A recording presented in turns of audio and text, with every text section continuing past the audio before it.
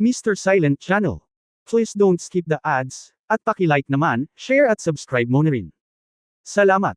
Kabanata 1491. 1491. Tatay. Agad na ibinaba ni Tuan Chuan ang kutsara at masayang tumakbo para yakapin ang binti ni Fan. Oo. Binuhat ni Fan ang kanyang anak, hinalikan ang kanyang mabilog na pisngi, at masayang sinabing, munting matabang babae, ilang beses ko nang sinabi sa iyo, huwag kang magkuskos ng bigas sa aking pantalon. Tuan Chuan. Hinawakan ang kanyang bibig, walang kanin. Kalokohan, nasa pantalon ko, syempre wala na yang bibig mo. Hindi napigilan ni Fan ang matawa. Hihi, dumating si tatay para kumain, masarap ang luto ni Lola, natatawang sabi ni Tuan Chuan. Sumulyap si Fan kay Niewuyo, pagkatapos ay tumingin sa bamboo rice at seafood sa mesa, at naglakad kasama ang kanyang anak na babae. Hindi. Matagal ding hindi nakita ni Wuyo si Fan, na may kinang ng pananibik sa kanyang mga mata. Fan, kumusta ka na? Gaano ka katagal nananatili sa Purgatory Island ngayon? May aasikasuhin ako, at aalis na ako bukas. Sabi ni Fan. Malapit na. Si Niewuyo ay may bakas ng pagkabigo sa kanyang mga mata. Su. Nagulat din si Qingzo, asawa, ano ang problema, hindi ka ba mananatili sa amin ng ilang araw pa? Bihira ang pumunta sa isla para magbakasyon. Oo. Walang magawang ngumiti si Fan, dapat mong malaman na sina Bilil at Sofia ang usapin ng pagkidnap ay ginawa ng Escape Alliance, ginagawa pa rin nila ang huling insidente, pinilit nilang sabihin sa akin ang resulta, kailangan kong pumunta at tapusin ang bagay. Malamang na alam ni Su Qingzo ang tungkol sa insidente sa Xiangcheng. Sitwasyon, ngunit dahil ang Escape Alliance ay nagbabantay laban sa Sky Eye, hindi rin niya alam ang partikular na katotohanan. Hindi ba napakadelikado? Sumimangot si Su Qingzo. Kinabahan din sina Salie at Shi Lanyo sa gilid. Ang Escape Alliance ay dapat pangasiwaan ng may pag-iingat. Kahit na ang Deity Magic Seminar ay palaging nagpapanatili ng maayos na relasyon sa Escape Alliance. Noong ako ay nasa Doomsday Kingship, responsable ako sa pagpapanatili ng ilang regular na komunikasyon sa Escape Alliance, ngunit hindi ito malinaw. Ano ba talaga ang binabantayan nila? Tanging. Alam kong maraming makapangyarihang mage ang naaakit ng Escape Alliance at sumama sa kanila. Parang isang karangalan ang makapasok sa Escape Alliance Presbyterian Council, niye. Sabi ni Wuyo. Siyempre, ang makapasok ay isang karangalan, sabi ni Shilanyo. Sinabi ni Niewuyo sa isang mahiyain na tono, Fan, may maitutulong ba ako sa iyo? Mayroon akong kaunting pakikipagkaibigan sa Escape Alliance, baka pwede akong magsalita. Ikan-away ni Fan ang kanyang kamay. Ito ay hindi isang bagay na maaaring malutas sa pamamagitan ng komunikasyon. Huwag magtanong tungkol sa mga detalye, dahil ipinangako ko sa kanila na may ilang bagay na hindi maginhawang sabihin. Hindi mo kailangang mag-alala masyado, kaya ko, at alam ko lahat ng nasa puso ko. Nang makitang ayaw na ni Fan na magbanggit pa, kailangan nilang magtanong pa. Itinuro ni Fan ang puting ilaw sa direksyon ng kastilyo, at sinabing, hindi mo pa sinasabi sa akin. Paano ako, iyon ba ang ginawa ni Angela? Oo, sagot ni Sally, si Angel ay nagsisikap na mabawi ang kanyang lakas. Tila ginagawa niya ang tanghali ng bawat araw bilang isang oras upang sumipsip ng enerhiya. Maaaring dahil sa oras na ito na ang enerhiya ng liwanag ay pinalaki at ang enerhiya ng kadiliman ay nasa pinakamahina. Oo. Tumango si Fan at sinabing, hindi nakakapagtakang ganito. Mabuti, kung hindi niya maibabalik ang kanyang lakas, hindi niya magising ang tunay na anghel, at hindi niya kayang panatilihing magkasalikop ang dalawang kaluluwa. Ako lang. Hindi alam kung gaano katagal bago siya makabawi sa sapat na lakas, ngunit huwag tumagal ng 180 taon. Umiling si Sally, hindi naman dapat, prinsesa siya ng Platinum Protoss, bagamat nawala ang katawan niya, malakas pa rin ang cultivation talent niya.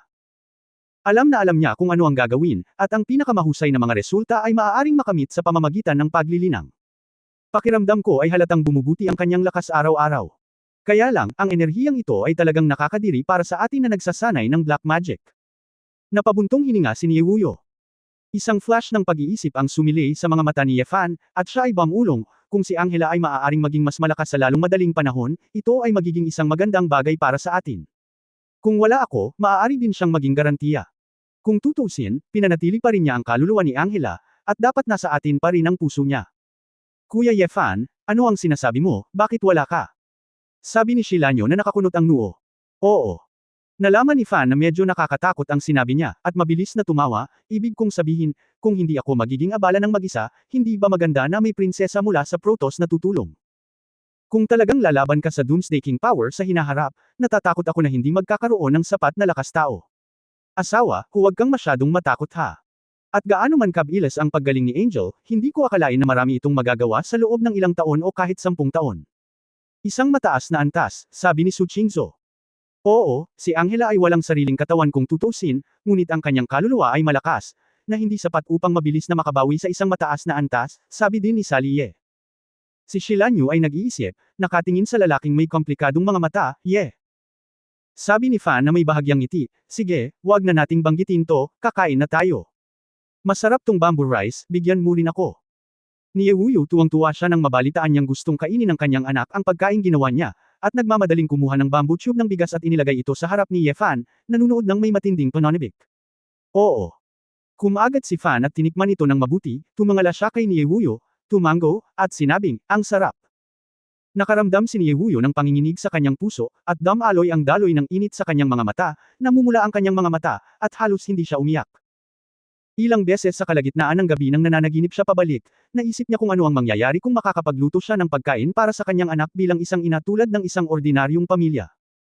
Ngayon sa wakas ay nakuha na niya ang gusto niya, dahil sa pakiramdam na ito ay nagkaroon si Yewuyu ng walang katulad na ginhawa at kasiyahan. Kung masarap, makakain ka pa, marami akong inihanda. Oo nga pala, may coconut seafood soup din, ilalabas ko para sa'yo. Nagmamadaling bumalik si Yewuyu. Tumakbo siya sa kusina. Sa oras na ito, hindi niya makita na ito ay ang pagkamatay ng ika-6 na hari ng katapusan ng mundo, ngunit isang simpleng ina. Ang puso ni Ye Fan ay napuno din ng isang dampi ng init, tinitingnan ang kanyang anak na babae na nagkakaroon ng gana sa tabi niya, sa kawalan ng ulirat, sana ay bumagal ang oras na ito. Para sa susunod na araw o higit pa, sasamahan ni Ye Fan ang kanyang pamilya at mga anak sa isla, mag-e-enjoy sa kanyang sarili kumain, umiinom at magsaya. Maging ang napakamapagmataas na prinsesa ng Celestial Clan ay kinaladkad ni Ye Fan sa hapunan. Si Angel ay naiinis noong una, ayaw kumain sa mababang lahi ng tao, at lalong ayaw makisalo sa hapag sa mga demonyo. Gayunpaman, nang makakita siya ng ilang mga cake na may iba't ibang lasa sa mesa, siya ay napasuko. Nang makitang nag-aatubili si Angel doon, ngunit kumakain ng mga cake at dessert, naging mas matatag ang puso ni Ye Fan. Sa ibabaw, tila naghapunan si Angel kasama ang lahat para sa dessert, ngunit walang duda na ang prinsesa ng marangal na Celestial Clan ay hindi talaga mabibili ng ilang cake. Kung tutusin, unti-unti nang tinanggap ni Angela ang malaking pamilyang ito, at sa kaibuturan ng kanyang kaluluwa, may nararamdaman pa rin siya para dito. Oo. Naniniwala ang Fan na kung magpapatuloy ang mga bagay-bagay, sa malaot madali, ang likas na pagkamuhi ni Angel sa lahi kay Sally Ye ay hindi masyadong halata. Ang susunod. Gabi, pumunta si Ye Fan sa tahimik na dalampasigan na mag-isa, nakaupo sa dalampasigan, humihit-hit ng sigarilyo, at nakatingin sa dagat sa ilalim ng mga bituin. Pagkatapos ng gabing ito, aalis na siya, at nagpadala si Sisley ng coordinate, na siyang tagpuan. Hindi ko alam kung bakit, ngunit malinaw na handa siyang harapin ang hamon, ngunit pagkatapos ng 2 araw na masigla kasama ang kanyang pamilya at mga kapatid, nag-aalala siya tungkol sa mga tagumpay at pagkalugi, at maraming bagay sa kanyang isipan, na naging dahilan upang hindi siya bumitaw.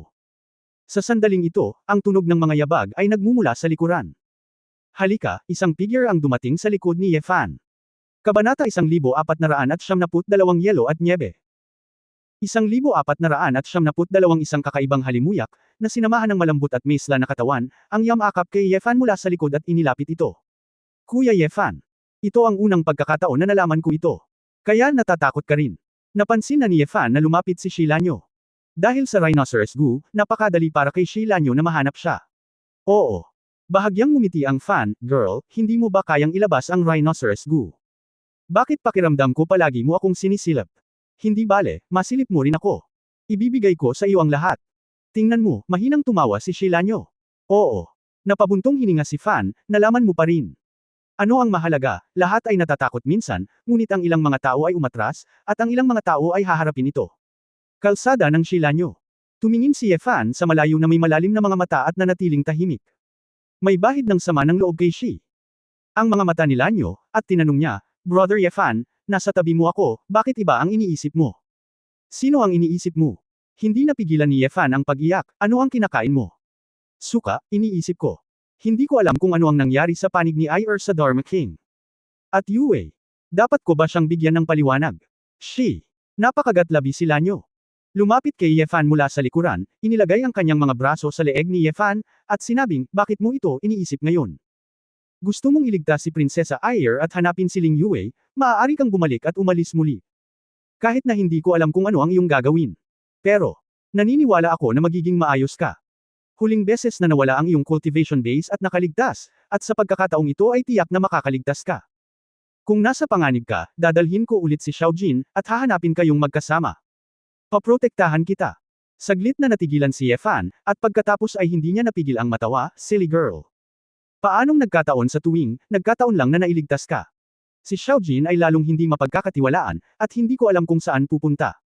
Mas mabuting tanungin ko ang aking sarili para sa higit na kaligayahan. She. Ang mga mata ni Lanyo ay kumislap ng may kislap, at emosyonal niyang sinabi, Brother Ye Fan. Wala na akong tirahan, ikaw lang ang kamag-anak ko sa mundong ito, kailangan mong bumalik. Yeah. Napatulala si Fan sa babae, at pagkaraan ng mahigit 10 segundo, ipinulupot niya ang kanyang mga braso sa likod ng ulo ni Shi Lanyu, at humampas ng malakas. Hinalikan niya ito sa lupa. Kasunod ng uso, tumalikod si Ye Fan at pinindot ang babae sa beach. Matapos magpaalam kay Shi Lanyo ng buong puso sa ilalim ng mga bituin, hindi nagsalita si Ye Fan sa iba, at tahimik na nag-iisa. Umalis sa Purgatory Island. Ang masyadong maraming palm ay lalo lamang siyang mag-aatubili. Ngayon, ang gusto niya ay konsentrasyon at determinasyon na bumalik. Kinaumagahan, si Ye Fan ay nasa isang desyerto na isla malapit sa South Pole, nakipagpulong kay Sisley at iba pang matatanda ng Reclusive Alliance. Sa islang ito na nababalutan ng niebe, ito ay nasa 100 degrees sa ibaba ng order. Anong nagulat? Si Ye Fan ay ang Xiaoru na iyon, na nakasuot ng napaka-cool, ay sumama sa kanya. Bakit nandito ka pa? Nagtataka si Ye Fan, naisip niyang natapos na ni Xiaoru ang pagtuturo kay Wu Yeshu at bumalik. Hehe, syempre gusto kong sumama. Curious ako kung ano yung Ancient Town Fairy Tower. Tumawa si Xiaoru. Si Sisley was quite helplessly, she insisted to come, wala naman kaming magagawa, pero di bale, may maitutulong pa siya, kaya pumayag kaming lahat. Oo. Nagtaka ang Fan, makakatulong ba si Xiaoru? Hindi ko alam. Ano ang ibig mong sabihin? Tumingin siya sa paligid at sinabing, wala ba dito ang Zhengzaian Tower? Syempre hindi, malayo pa. May boses na medyo naging pamilyar kay Ye Fan. Yeah. Lumingon si Fan at nakita niya ang isang puting matandang lalaki na may pulang ilong, may hawak na bote ng vodka, nakahiga at umiinom sa likod ng ilang matatanda. Mr. Clover. Oo. Natigilan si Fan, dumating ang atmospheric tyrant. Ngunit hindi siya nagsuot ng uniforme ng Elder ng Escape Alliance, at tila hindi niya kasama ang mga ito. Ngayong nakita na niya muli ang atmospheric tyrant, iniisip pa rin ni Ye Fan na medyo malakas ang matanda, ngunit ang kabilang partido ay isang ability user, at ang kanyang cultivation base ay hindi madaling tansyahin, ngunit nawala sa kanya ang pakiramdam ng pagiging ganap na walang cap-hours sa simula. Maglakas loob kang pumunta sa Fairy Tower sa sinaunang bayan, hindi ka natatakot sa kamatayan, lakas ng loob mo, labis kitang hinahangaan. Kapag namatay ka, pararangalan kita ng 3 tasa. Ngumisi ang atmospheric tyrant, puno ng malalaking dilaw ng ngipin ang kanyang bibig. Malungkot na sinabi ni Ye Fan, mukhang mamamatay na ako. Ang atmospheric tyrant curled his lips, anyway, I think you are dead, but you are also evil, baka may first sa 10,000 chance na lumabas. O isa sa 100,000. Malapit na. Naging berde ang mukha ni Ye Fan, ano ba ang Zhengzaian Pagoda? Ngumisi si Nangang Min, Lucifer, hindi ka na actress ngayon ha. Sumimangot si Ye Fan, hindi mo kailangang maging agresibo, natural na nasa akin ang desisyon ko. Tandaan mo lang, paglabas ko, walang sinuman sa inyo ang gustong tumakas. Ang mga mata ng 8 matatanda ay puno ng paghamak, at halatang hindi nila ito sineryoso. Ang atmospheric tyrant clicked his tongue, kaawa-awang bata, nalinlang ako sa hukay ng isang grupo ng mga matandang pagong. Okay, Rodriman, oras na para umalis. Ngayon, sumulyap si Sisley kay Ye Fan at sinabing, Lucifer, huwag mo nang isipin iyon, dahil pinili mong pumasok sa tore, wala kang paraan para makalabas, Ye. Umiling si Fan at isinantabi ang mga sari-saring iniisip. Sa sandaling ito, ang atmospheric tyrant ay umindayog sa kanyang mga paa at nagsabi, matanda at matandang babae. Aalis na tayo. Sa sandaling bumagsak ang boses, isang malakas na pressure ng hangin ang nagangat sa lahat ng direkta sa hangin. Kasunod nito, ang lahat ay parang isang rocket, mabilis na gumagalaw patungo sa gitna ng kontinente ng Antarctic, na bumabagsak sa hangin. Noon lang ginawa ni Ye. Naiintindihan ng Fan kung bakit tinawag ang atmospheric tyrant, para makapasok ang lahat sa Antarctic sa pinakamabilis na bilis. Ito ay hindi madali para sa ordinaryong. Mr. Clover, miyembro ka rin ba ng Escape Alliance? Tanong ni Ye Fan habang nasa biyahe. Pinanlakihan siya ng mata ng atmospheric tyrant, hindi ako. Nandito lang ako para tumulong. Tumawa si Magnum at sinabing, ang matandang alcoholic na ito ay marunong lang uminom at manggulo, kaya hindi siya kwalipikadong sumali sa presbytery, umalis ka na. Matandang loach. Ayoko talagang pumasok. Wala akong pakialam. Hindi naman sa may tae ka sa ulo, naghahanap ka ng gulo. Nagmura ang atmospheric tyrant. Naghiyawan at nag-aaway ang dalawa, pero hindi naman masyadong boring ang biyahe. Mas ikaw. Lumipad sa Antarctic, mas mababa ang temperatura, kahit na ang altitude ay hindi mataas, ito ay umabot sa -80 o 70 degree. Kung hindi para sa isang grupo ng mga tao na hindi ordinaryong tao, ang temperaturang ito ay nakamamatay. Sa wakas, pagkatapos lumipad ng ilang oras, sumigaw si Sisley, at bumaba ang lahat. Oo. Ang fan ay nakatayo sa ibabaw ng snow at yelo, tumingin sa paligid. Ang langit at ang lupa ay puti, at ang malamig na hangin ay kasing lamig ng kutsilyo. Kabanata 1473 ang kaharian sa itaas ng Daoyan. 1493. Naghanap ng husto para sa isang malaking bilog, ngunit hindi niya nakita ang kalahati ng gusali, kaya medyo nalito si Yefan. Dito. Saan nanggaling ang tore? Ungol ni Yefan. Tumingin si Sisley kay Xiaoru at sinabing, ang mga glacier na sakop dito, mangyaring matuno. Oh, baka nagyelo ang tore na ito sa ilalim nito. Biglang tanong ni Xiaoru. Tumanggaw si Sisley, pagkalabas ni Yehuya noong huling pagkakataon, inalagaan namin ito at tinakpan ang tore. Mahigit 200 taon na ang lumipas, at ang yelo dito ay mas makapal kaysa dati. Nakikita ko, gaano karaming saklaw ang matutunaw. Tanong ulit ni Xiaoru. Sinabi ni Sisley, hindi kailangang napakalaki, sapat na ang diameter na mga 500 metro. Pinakinggan ito ni Yefan, at hindi maiwasang maghinala na mali ang narinig niya, 500 metro ang diametro. Hindi ito masyadong malaki. Dapat mong malaman na ito ay isang mundo ng yelo na -70 hanggang 80 degree, at sa pangkalahatan ay higit sa 2,000 metro ang kapal ng Antarctic ice sheet.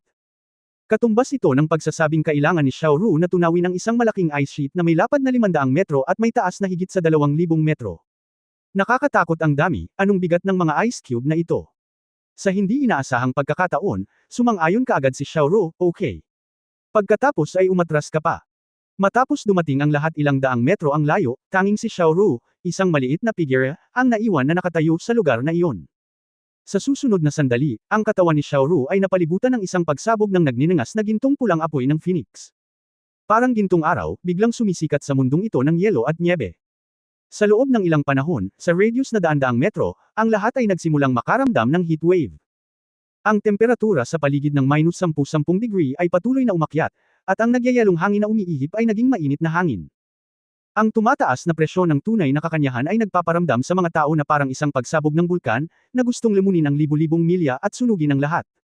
Biglang tumalon si Xiaoru, at pagkatapos na ibuka ang isang pares ng mga pakpak ng apoy ng phoenix sa likod niya, parami ng parami ang apoy ng phoenix na patuloy na bumubuhos. Sa sandaling itinulak niya ang kanyang mga kamay pababa, nakita niya ang isang masa ng apoy ng phoenix na 12-12 beses na mas makapal kaysa sa kanyang katawan, na direktang bumumbad sa takip ng yelo. Sa sandaling hinawakan ni Feng Yan ang takip ng yelo, nagsimula itong mag-apoy sa lahat ng dako, at talagang nasasakop nito ang diameter na higit sa 500 metro. Hindi ka panipaniwala na ang napakabaliw na dagat ng apoy ay pinakawalan ng isang maliit na babae. Hindi mapigilan ni Yefan na mabigla sa kamanghamanghang eksenang ito. Nakita na rin niya ang buong lakas na pagpapakita ni Xiao Ziner ng Feng Yan, ngunit ito man ay kapangyarihan o temperatura, ito ay napakalayo mula sa Xiaoru. Tulad ng liwanag ng isang butil ng bigas, mahirap makipagkompetensya sa araw at buwan, ang apoy ng phoenix ni Xiaoru, malamang na sapat na ang temperatura para matuno ang karamihan sa mga metal. Tinataya ni Yefan na ang karamihan sa kanyang mga lumilipad na espada ay magiging tinunaw na bakal kapag nahawakan ng mga ito ang gayong apoy ng phoenix. Ang punto ay, si Xiaoru ay hindi nagpapuwersa, pinakawalan lang niya si Feng Yan sa isang napaka-ordinaryong paraan. Huwag kang masyadong magtaka. Ang unang tao sa ilalim ng dating martial god, hindi ito para sa wala. Tila napansin ni Sisley ang kilos ni Yefan, at mahinang sinabi. Ilang iba pang mga epic powerhouses ay tumingin din sa eksenang ito na may komplikadong mga mata. Kahit na hindi nila gusto ang ugali ni Xiaoru, walang kumuwestiyon sa lakas ni Xiaoru. Hehe. Kung hindi dumating ang matandang babae na si Xiaoru, aabutin ng isang araw para lang malutas ang takip ng yelo. Kapag narito siya, ang bilis ay magiging mas mabilis, sabi ni Atmospheric Tyrant. Oo naman, sa ilalim ng nakakatakot na mataas na temperatura ng Feng Yan, ang takip ng yelo ay mabilis na natunaw sa tubig, at ito ay naging tubig na kumukulo. Parang biglang sa core area ng Antarctic, isang malaking subaw ng maiinit na bukal ang lumitaw. Ang tubig na kumukulo ay nagpapanatili sa mga takip ng yelo na natutunaw ng mas mabilis at mas mabilis. Sa huli, hindi na kinailangan pa ni Xiaoru na bitawan si Feng Yan, ang kumukulong tubig lang ang natunaw ang layer ng yelo sa ibaba. Sa orihinal, kailangan lang nitong tunawin ang isang lugar na 500 metro ang lapad, ngunit bago mo ito nalaman, ang hanay ay lumawak sa humigit kumulang 1 kilometro sa radius. Lumingon si Xiao Rufei sa tabi ng lahat at bahagyang ngumiti, mukhang malapit na, natural na dapat itong matuno pagkaraan ng ilang sandali, kaya inaabangan ko ang susunod. Sa oras na ito, ang paligid ay ganap na hindi katulad ng Antarctic, at ang temperatura ay medyo kaaya-aya. Hindi napigilan ni Ye Fan na magtanong, Xiao Ru. Dapat ay nasira muna ang daigdig ng Daoyan, tama ba?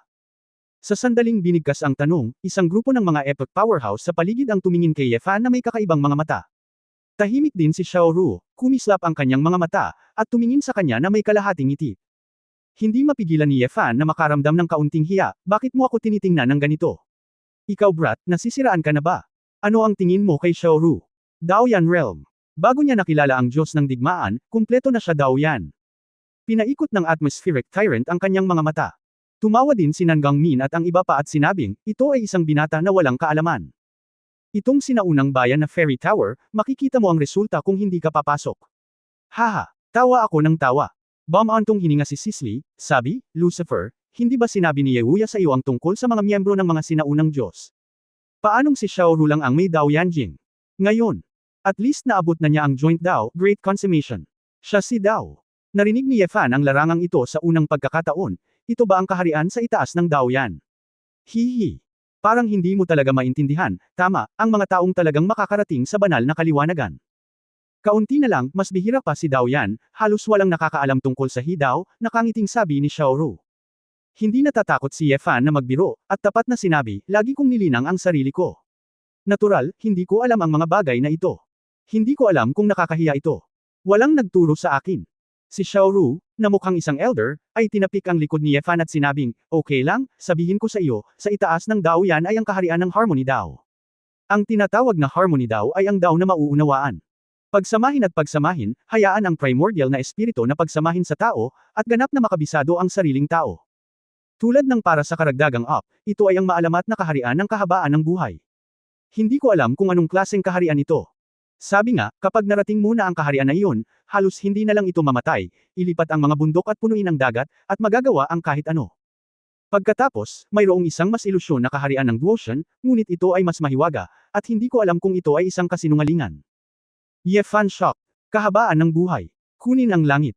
Sa hindi inaasahan, ang paglilinang ng mundo sa ibabaw, sa huli, ay bumalik sa parehong landas tulad ng sinaunang mundo ng engkanto. Kahit na ang nakaraang cultivation realm ay iba, ngunit sa huli, ito ay ang parehong layunin. Sa pakikinig sa kahulugan ni Xiao Ru, ang kaharian ng harmony ay tila katulad ng sculpting spirit ng sinaunang mundo ng engkanto. Ang Hidao ay ang kombinasyon ng primordial spirit at tao, upang ang primordial spirit ay nakikipag-ugnayan sa langit at lupa sa totoong kahulugan, at ang kumpletong pagkakaisa ng langit at tao.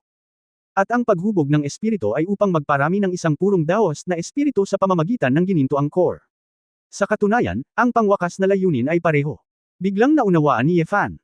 Sa katunayan, nasa ilalim man ito o nasa lupa, ang pinakalayunin ng paglilinang ay maabot ang kaharian ng pagsakop sa kalangitan at baguhin ang kanyang buhay laban sa langit. Gayunpaman, dahil sa ilang mga pagbabago sa kasaysayan, kakulangan ng mga prehistoric na bato, at kakulangan ng espiritual na enerhiya, ang ilang mga pagbabago ay ginawa sa paglilinang ng sibilisasyon sa ibabaw. Sa pamamaraan ng paglilinang ng sibilisasyon sa ibabaw, medyo mahirap pahabain ang habang buhay, ngunit maaari itong gawin ng mabilis sa maagang yugto.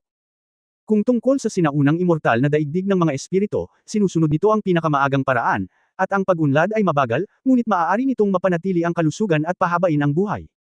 Kaya nga, bulong ni Ye Fan sa sarili.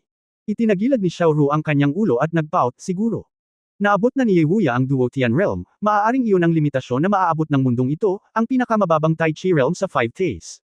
Kung hindi ko alam kung bakit, nawala lang siya. Kabanata 1474 na 5 pangalan. 1494. Banggit ni Yewuya, lahat ng epic powerhouses ay manhid, at walang gustong sumagot, at tila hindi sila nang ahas na magsalita ng padalos-dalos. Bago mo alam ito, isang malaking butas ang lumitaw sa ice sheet sa unahan, at isang piraso ng itim na mamasa-masa na lupain sa Antarctica ang nahayag. Sa gitna ng itim na lupang ito, isang gusali na kamukhang kamukha ng isang pyramid, ngunit may patag na tuktok at isang kahangahangang kinang sa itim na katawan, ay nakatatak sa mata. Bumaba na tayo, sabi ni Sisley. Ang daming tao. Ito ang Immortal Pagoda sa bayan ng Xianggo. Bakit parang templo? At napakataas lang nito. Tinansya ni Ye Fan na ang tore ay kasing taas lamang ng 6 na palapag na gusali, at sakop lamang nito ang isang lugar na humigit kumulang 400 hanggang 500 metro kwadrado. Kung alam kong ganito ito kalaki, bakit hinayaan ni Xiaoru na sunugin ang napakalaking bibig? Huwag isipin na ito ang buong larawan ng Zhengzhien Tower. Ito ay pasukan lamang. Ayon sa mga makasaysayang talaan, ang pangunahing katawan ng tore ay nasa ilalim ng lupa. Sabi ni Sisley. Oo. Biglang napagtanto ng fan, tama, kung hindi, sa napakaliit na lugar, ano ang maaaring subukan? Sa sandaling ito, itinuro ni Xiaoru ang isang black stone tablet na nakatayo sa labas ng Zhengzhien Pagoda. Bakit may pangalan ni Ye Wuya dito? Tumingin si Ye Fan at nakitang 5 pangalan ang nakasulat sa stone tablet. Bagamat ang 5 pangalan, ang mga karakter, ang sulat kamay, at ang edad ng pag-ukit ay ganap na naiiba, naiintindihan pa rin sila ni Ye Fan. Iyan ang 5 powerhouse na matagumpay na nakapasa sa pagsubok ng Zhengzhien Pagoda mula noong sinaunang panahon hanggang sa kasalukuyan. Sino mang magtagumpay ay masusulat dito. Ngunit sa ngayon, karamihan sa stone tablet na ito ay walang laman. Wait, paliwanag ni Sisley. Yeah. Tiningnan ni Fan ang 5 pangalan dito, at hindi nakapagsalita ng mahabang panahon. Ang Xuanyuan clan, Shen Shi, Arthur Pendragon, Dongfang Shuo, Ye Wuya. Kabilang sa kanila, si Shen Shi, hindi ba iyon ang ninuno ng pamilya Shen na minsang nakatuklas ng sinaunang libingan? Ang maalamat na tao na nakamit ang immortalidad. Dongfang Shuo. Hindi ba ninuno ng pamilyang Oriental? Ang taong sumulat ng 10 kontinente at naglarawan ng scroll ng larawan. Oo. Sa wakas ay sigurado na si Fan na si Shen Shi ay tiyak na nag-aral sa sinaunang immortal na daigdig ng mga espiritu sa loob ng ilang panahon, at pagkatapos ay mayroon siyang kakayahang iyon. Pagkatapos bumalik sa lupa, siya ay naging isang fairy-like figure. Kung si Shen Shi ay patay na o umakyat na, walang paraan upang malaman, ngunit ang kanyang mga nagawa, ang mga prehistoric na bato na kanyang taglay, ay malinaw na ipinagkaloob ng sinaunang daigdig ng engkanto. Tungkol naman sa Dongfang Shuo, pumunta lang siya sa Ancient Immortal Spirit World para i-compile ang 10 continents. Bagamat pinalabo at binago niya ang ilang lugar, ginagawang hindi ganap na tumpak ang Shijoji, ngunit sa pangkalahatan, totoo pa rin ito. Ano ito A? Ano ang T? Sino ito? Tanong ni Xiaoru. Iyon ay Arthur Pendragon. Iyon ay, ang maalamat na hari sa kasaysayan ng kanluran, si King Arthur, ngunit ngayon maraming tao ang nag-iisip na ito ay isang alamat lamang, paliwanag ni Ye Fan, kasabay nito, hindi niya napigil ang matawa, kahit na si King Arthur ay naroon na sina Ancient Immortal Spirit World. Sinabi ni Sisley, si King Arthur ang tanging taga-kanluran na nagtagumpay na lumabas. Mula sa puntong ito, ang mga sinaunang mandirigma ng kaharian ng Xia ay talagang mas malakas. Kung gayon ang angkan ng Xuanyuan na ito, hindi kaya, ang dilaw na emperador. Nag-aalangan na tanong ni Ye Fan. Akala ko, tumanggo si Sisley, yung Yellow Emperor, dapat mong ipagmalaki. Sa kasaysayan ng Shenlong clan mo, 2 tao ang nagtagumpay. Xuanyuan Wangdi, Ye Wuya. Bagamat ang 2 taong ito ay pinaghiwalay ng hindi kilalang bilang ng mga taon. Ngunit lahat sila ay mula sa iyong Shenlong clan. Bukod dito, lumabas sa una at pangalawang pwesto sina Ye Wuya at Xuanyuan clan, inabot ito ng kalahating araw at 3 araw ayon sa pagkakabanggit. Ang ikatlo ay si King Arthur, tumagal ng 7 araw, ang pang-apat ay si Shen Shi, 10 araw, at ang pinakahuli ay si Dongfang Shuo, na tumagal ng kalahating buwan. Hindi napigilan ni Ye Fan na huminga ng malalim nang marinig niya ito. Anong klaseng halimaw? Itong si Ye Wuya. Ito ay mas malakas kaysa sa Yellow Emperor. Iyan ang angkan ng Xuanyuan. Ang maalamat na pinuno ng 5 emperador na umakyat sa langit sakay ng isang dragon at tinalo ang demonyong Diyos na si Chiu. Bagaman, ang lahat ng ito ay mga alamat, hindi ko alam kung paano ang angkan ng Xuanyuan ay isang tao, ngunit kahit paano ko ito pakinggan, pakiramdam ko ay mas malakas ito kaysa kay Ye Wuya. Ito ay hindi katakataka na narinig ng mga epic powerhouse na ito si Ye Wuya, at ang anit ng lahat ay nanginginig. Ngayon, okay, Lucifer, ngayon ko nasasabihin sa iyo kung ano ang makakaharap mo kapag nakapasok ka sa loob, sabi ni Sisley. Yeah. Sumimangot si Fan at nakinig ng mabuti, medyo mabigat ang pakiramdam. Iniunat ni Sisley ang kanyang daliri sa Town Immortal Pagoda at mahigpit na sinabi, itong sinaunang bayan na Immortal Pagoda ay umiral na mula pa noong simula ng ating Escape Alliance. Ay ang lumikha ng Escape Alliance, ang pagkikristal ng karunungan, at ang pinakamisteryoso noong sinaunang panahon. Ang gusali ay nasa loob ng 10,000 taon. Mayroong 9 na palapag dito, at ang tagapag-alaga ng bawat palapag ay ang founding elder ng ating Escape Alliance. Ano? Medyo na-exaggerate si Ye Fan, hindi mo ba naisip na sabihin mo sa akin, may 9 na matandang halimaw na nabuhay ng 10,000 taon, tama ba? Umiling si Sisley, hindi, matagal nang namatay ang 9 na founding elder, ngunit ang pinakakahangahangang bagay sa walang kamatayang tore na ito ay ang mapapanatili nila ng permanente ang kanilang primordial spirit. Bagamat sila ay mga primordial spirit lamang, ang kanilang paglilinang at kaharian ay hindi hamina. Ang ilan sa kanila ay maaaring gumamit ng mga elemental na particle upang paikliin ang kanilang mga katawan sa maikling panahon. Doon ay ilan din sa kanila. Ay ang direktang paggamit ng primordial spirit, magagamit nila ang kanilang mga natatanging kakayahan sa panahon ng kanilang buhay. Kahit na napanatili lamang nila ang isang bahagi ng kanilang lakas sa panahon ng kanilang buhay, silang lahat ay malalakas na lalaki na nakaranas ng hindi maisip na mga labanan noong sinaunang panahon. Hindi mo dapat maliitin ang kalaban. Gustong pag-alitan ni Yefan ang kanyang ina, hindi niya minamaliit ang kanyang mga kaaway nang walang kaparirikon. Iyon ay isang matandang halimaw mula sa 10,000 taon na ang nakalilipas. Kung wala pa, ito ay isang master sa panahon ng digmaan sa langit at tao. Ang mga taong iyon sa sinaunang mundo ng engkanto, ngunit nakatakas sila mula sa langit at tao at direktang nagtago sa ilalim ng lupa. Ang mga matatanda na maaaring manatili sa ibabaw na lumikha ng Escape Alliance ay hindi malakas. Kahit na sila ay talagang patay na, sila ay nasa primordial spirit state lamang, ngunit sa teorya, sila ay mas malakas kaysa sa kasalukuyang Yefan. Oo. Si Fan ay muling tumingin kay Nangangmin at sa iba pang mga lalaki, tumingin sa kanilang mapaglarong mga mata, at sa wakas ay naunawaan nila kung bakit naisip nila na narito siya para mamatay. Damn! Masyado pa akong walang muwang mag-isip. Oo. Saglit na nagsisi si Fan, at dapat ay pinag-isipan niya ito ng mabuti, ngunit ngayon, hindi na niya magawang ipihit ang kanyang ulo at tumakas muli. Ito. Hindi sa siya ay natatakot na labanan ng Escape Alliance, ngunit kung siya ay makatakas ngayon, si Yefan mismo ay hindi matitiis. Direktang makakaapekto ito sa hinaharap na paglilinang ni Yefan, at isang demonyo ang lilito. Sisley. Bumantong hininga at sinabing, Lucifer, alang-alang sa iyong kabataan, bibigyan kita ng pahiwatig. Dahil ang siyam na matatanda dito ay nasa primordial state lang, limitado ang oras na maaari silang magpatuloy sa pakikipaglaban. Oo. Kung hindi mo sila kayang talunin, maaari mo ring piliing takasan at iwasan sila at antalahin ang oras. Hanggat tapos na ang iyong oras, bibigyan ka rin nila ng marka ng customs clearance. Si Dong Fangshuo, na lumabas na pinakamabagal, ay dapat gumamit ng maraming paraan upang maiwasan ito. Kahit anong taktika ang pipiliin mo, isa lang ang paraan para makaalis sa tore. Kolektahin ang lahat ng espiritual na imprint na ibinigay ng siyam na matatanda. Bilang karagdagan, dapat mong tandaan, ang mga matatanda ay hindi magpapakita ng awa. Maaari silang pumatay anumang oras bago makuha ang kanilang pag-aproba. Patayin kita. Kabanata 1495 Magtago at maghanap. 1495 oo. Napangiti lang ng mapait si Fan sa mungkahing ito. Tila naramdaman din ni Sisley na wala siyang magagawa kundi iwasan ito. Ang mga matatanda mula sa 10,000 taon na ang nakalilipas, ang kanilang mga primordial spirit ay nasa loob, hindi ba sila manghihina? Pagkatapos ng maraming taon, marahil sila ay mas mahina ngayon kaysa dati, kaya magkakaroon ng pagkakataon si Yefan. Hulaan ni Xiaoru, Sisley. Umiling, hindi, ang ganitong uri ng pag-iisip ay minamaliit ang siyam na matatanda. Tumagal sila ng higit sa 10,000 taon upang itayo itong immortal pagoda. Ang pinakamakapangyarihang bagay ay masisiguro nito ang primordial spirit. Walang mawawala ng enerhiya at panghihina ng primordial na espiritu. Kung hindi, ang siyam na matatanda ay hindi magtatakda ng gayong mga alituntunin. Likas silang kumpiyansa na ang primordial spirit ay hindi hihina at hihina dahil sa pagbabago ng panahon. Yan ang powerhouses noong sinaunang panahon. Walang ideya ang siyam na matatanda kung ilang taon na silang nabuhay bago sila tumira sa pagoda at hinayaan. Nabubuhay ang kanilang mga primordial spirit. Oo, paano natin malalaman ito ng maliliit na tao? Sabi ni Nangangmin. Ngumuso si Xiaoru at tumingin kay Yefan ng may awa, bakit hindi ka pumasok? Baka mamatay ka talaga. Huminga ng malalim si Yefan sa nagyayelong hangin. Sa puntong ito, wala na siyang masasabi pa. Baka nasa paligid ang mga kamag-anak niya at tatawagan siyang reckless at reckless. Gayunpaman, hindi ko alam kung bakit, nang marinig ko ang mga paglalarawang ito, alam ko kung gaano kakilakilabot ang mga powerhouse.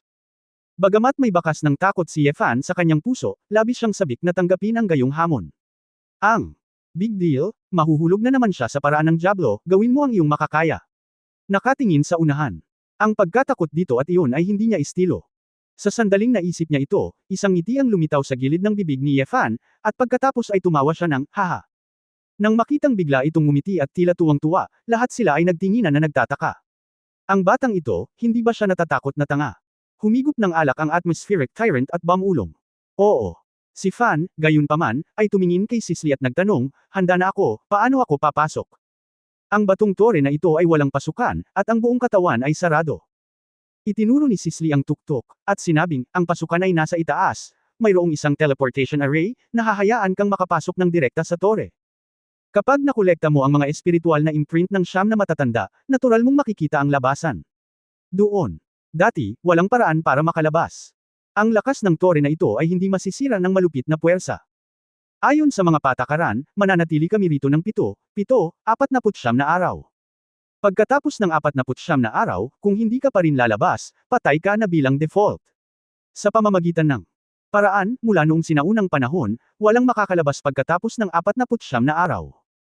Pumikit si Yefan, hindi na nagsalita pa, at diretsyong tumalon sa tuktok ng Blackstone Tower. Oo naman. Sa platform na iyon, mayroong isang madilim na itim na magic circle, at ang mga komplikadong rune ay hindi naiintindihan kung ano ang ibig sabihin nito, at ito ay tila isang uri ng kakaibang magic technique. Naghinala si Yefan na ang tore na ito ay gawa sa napakaraming prehistoric na mga bato, kung hindi ito magiging kaakit-akit. Maaari nitong mapanatili ang primordial spirit at mag-set up ng teleportation circle. Matapos pumasok si Yefan sa formation, makalipas ang 3 segundo, nakita niya ang isang makulay na liwanag na kumukutitap sa formation. Isang masaganang espiritual na enerhiya ang lumabas mula sa hanay, na bumabalot sa buong katawan ni Yefan. Sa isang iglap, nawala sina Yefan at Guanghua, at wala ng laman ang plataporma. Sa ibaba ng Zhengzhien Tower, naiinggit na tiningnan ni Xiaoru ang eksenang ito, pwede rin ba akong pumasok? Gusto ko talagang pumasok. Xiaoru, huwag kang gumawa ng gulo. Isang tao lang ang maaaring pumasok sa Zhengzhien Pagoda sa isang pagkakataon. Kung gusto mong pumasok ng sobra, ang magic circle ay hindi ay teleport. Sabi ni Sisley, tumalikod at sinabi sa iba pang matatanda, susunod, mananatili tayo rito. Elder, sa tingin ko ay hindi na kailangan. Siguradong mamamatay ang batang ito. Hindi na natin kailangang manatili sa labas ng 49 na araw. Sayang ang oras, panunuyan ni Nangang Min. Oo, sobrang lamig, balik tayo, sabi din ni Min Chenshio. Matigas na sinabi ni Sisley, ang mga patakaran ay mga tuntunin. Mabuhay man siya o mamatay, dapat nating sundin ito hanggang sa ika-49 na araw. Ito ang bakal na batas ng Escape Alliance, at dapat sundin ito ng bawat elder. Nakinig ang mga matatanda, bagaman ang ilan ay hindi sumang-ayon. Payag, ngunit walang pagpipilian kundi sumunod. Xiao. Tumingin si Ru sa paligid at sinabing. Nakakainip ng ilang araw, pagkatapos magsalita, tumalon si Xiaoru at mabilis na umalis. Isang matanda ang naglabas ng isang tungkod, at ang mahika ng elemento ng lupa ay gumising sa lupa, isang bahay na gawa sa putik at bato, at bumangon mula sa lupa. Sa susunod na 49 na araw, gugulin nila ang kanilang oras dito. Maging ang mga epic powerhouse na tulad nila ay hindi magiging komportable sa ganoong mababang temperatura na kapaligiran, kaya mas mabuting magkaroon ng silid kaysa wala. Sa parehong oras, si Yefan, na pumasok sa tore, ay naramdaman lamang na lumiwanag ang kanyang katawan, at pagkaraan ng ilang sandali, natapakan niya ang isang piraso ng matigas na lupa. Unti-unting naging malinaw ang eksena sa harapan niya. Pagtingin sa malayo, ito ay isang mabatong lugar na hindi makikita, may malalaking bato kung saan-saan, at walang tumutubo na damo. Sa tuktok, naging maliwanag na langit. Hindi maiwasan ni Yefan na isipin ang langit na kurtina ng sinaunang daigdig ng engkanto na halatang katulad ng magic technique. Hindi ko alam kung anong palapag ito. Tataas ba o pababa? Bulong ni Yefan sa sarili, at nagsimulang maghanap ng random na direksyon, at umakyat. Pagkatapos maglakad ng ilang hakbang, nakita ni Yefan ang isang bungo ng tao sa lupa, isang bangkay na halos naging fossil. Ito na yata ang challenger na namatay sa kamay ng Guardian Elder, at hindi ko alam kung ilang taon na siyang master. Nagpatuloy si Yefan sa paglalakad, laging nakabantay, na ang Founding Elder Primordial Spirit sa bibig ni Sisley ay natatakot na biglang lumitaw. Gayunpaman. Naglakad si Yefan ng halos kalahating oras, ngunit wala siyang nakitang multo, mga buto lang nang hindi bababa sa 20 talunan. Sumimangot si Yefan. Hindi kaya napakalaki ng lugar na ito kaya hindi pa niya ito nakakaharap. Matapos mag-isip ng ilang sandali, nagpasya si Yefan na gamitin ang lumilipad upang direktang tumawag ng lumilipad na espada, gamitin ang pamamaraan ng pakikipaglaban sa espada, at tumingin sa paligid sa hangin. Sa loob ng Immortal Town Pagoda, ang espiritual na enerhiya ay napakasagana, na naging dahilan upang hindi maiwasan ni Yefan na alalahanin ang parehong pakiramdam noong siya ay nasa Ancient Immortal Spirit World.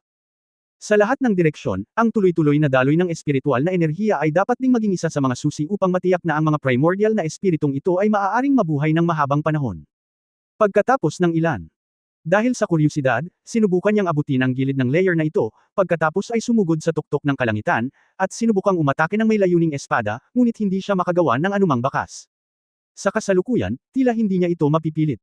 Sa desperasyon, tumalikod si Yefan at naghanap sa paraang carpet na medyo natulala. Parang hide and seek. Buti na lang. Ayon sa paraan ng paghahanap kung saan man maraming buto, sa wakas ay natagpuan niya na may espesyal na sinag ng liwanag sa bato sa unahan, tulad ng sinag ng liwanag na umaabot sa langit. Kabanata 1496 na araw. Habang papalapit ang 1496 sa sinag ng liwanag, mas naging maingat si Ye Fan. Nang siya ay mga 100 metro ang layo, bumaba si Ye Fan sa lumilipad na espada at lumakad. Kasabay nito, upang maiwasan ang isang emergency, direktang nagpatawag si Ye Fan ng libu-libong lumilipad na espada, na umaaligid sa kanyang katawan upang makamit ang epekto ng depensa. Isang kasinungalingan ang sabihing hindi siya kinakabahan, ngunit si Ye Fan ay kalmado at nagsumikap na manatiling kalmado at maislan, upang hindi makaligtaan ang anumang gulo. Pagdating niya sa gilid ng sinag ng liwanag, nakita niyang butas pala ito. Ang liwanag ay kumikinang mula sa ibaba, at imposibleng makita kung ano ang nasa ilalim. Tumingin si Ye Fan sa paligid, ngunit walang guardian na darating. Hindi ko alam kung delikado ang ilaw na ito. Saglit na nag-isip si Ye Fan, at dahil sa pag-iingat, binato niya muna ito ng espada. Dahil dito, napag-alaman na lumipad pabalik ang espada nang hindi nasaktan. Nakahinga si Ye Fan sa sandaling ito, sa pag-aakalang ito ang paraan para makapunta sa ibang palapag, tumalon siya pababa. Nang muling lumabas si Ye Fan mula sa sinag ng liwanag, muling nagbago ang eksena sa ibaba. Kagubatan. Makapal na kakahuyan. Ang isang malaking bilang ng mga halaman mula sa sinaunang panahon ay nagugat at sumibol dito, at si Ye Fan ay nakakita ng maraming halaman sa sinaunang mundo ng mga engkanto. Dumapa si Ye Fan sa isang piraso ng damo at hindi napigil ang napakamot ng ulo. Napakalawak ng lugar, kailangan mo pa bang maghanap? Nasaan ang siyam na matatandang ito? Lihim kaya itong pinagmamasdan? Asarin siya. Ngunit anuman ang mangyari, hindi makatayo si Ye Fan, kaya kailangan niyang lumipad muli gamit ang kanyang espada at maghanap kung saan-saan. Sa kagubatan na ito, nakakita si Ye Fan ng ilang bangkay. Dapat silang lahat ay sinaunang tao na nabigo sa hamon. May mga taga-silangan at kanluranin, ngunit ang bilang ay medyo maliit, at marami sa kanila ay maaaring natatakpan ng mga halaman. Napakalakas ng grupong ito ng Founding Elder. Maaari silang magtayo ng napakalaking underground na gusali sa Antarctic na ito, at maaari rin silang lumikha ng iba't ibang kapaligiran sa loob. Hindi nahanap ni Ye Fan ang kaluluwa ng matanda matapos gumala. Bilang isang sightseeing general, tamasahin ang mga tanawin sa loob. Sa mga lugar kung saan nawasak ang ilang puno, nakikita ni Ye Fan ang ilang bakas ng labanan na naiwan. Obviously, may matinding lumaban noon. Makalipas ang halos 20 minuto, nakita muli ni Ye Fan ang sinag ng liwanag. Sa pagkakataong ito, si Ye Fan ay masyadong tamad na mag-isip tungkol dito, at muling lumipad pababa. Muli, nakarating ako sa isang bagong tore, at tumingin sa paligid, ito pala ay isang latian. Kalat-kalat ang ilang mga puno ng latian, at ilang mga halamang gamot, malalaking lugar ng tubig, at ilang nakataas na lupa. Napabuntong hininga si Ye Fan, na nakakaramdam na ng kaunting manhid sa nagbabagong mundo sa Jiangxian Pagoda, nagsimula siyang maghanap sa paligid. Gayunpaman, sa pagkakataong ito, direkta niyang natagpuan ang sinag ng liwanag, dahil malabo niyang naramdaman na tila may mali sa bayan ng Immortal Pagoda. Marahil sa pagbaba lamang sa puntong hindi na siya makababa, malalaman niya ang dahilan. Bagamat napakalaki ng latian, mas malawak ang saklaw kaysa sa unang layer, ngunit umasa si Ye Fan sa mabilis na paglipad, at walang interference, at madali pa rin niyang nahanap ang sinag ng liwanag. Si Ye Fan ay nasa susunod na antas. Sa pagkakataong ito, pumasok ako sa isang zone na higit na naaayon sa estilo ng Antarctic, na isang mundo ng yelo at nyebe. Sa puting mundo, si Ye Fan ay walang makitang mga bangkay, kaya hinanap niya ang sinag ng liwanag sa buong daan, at pagkatapos ay dumiretso muli. Napakadali at nakakabagot na paghahanap para sa sinag ng liwanag na nagpababa kay Ye Fan ng sunod-sunod. Mula sa mabatong kaparangan, kagubatan, latian, nyebe, disyerto, burol, karst cave, hanggang sa isang prairie sa ikawalong palapag.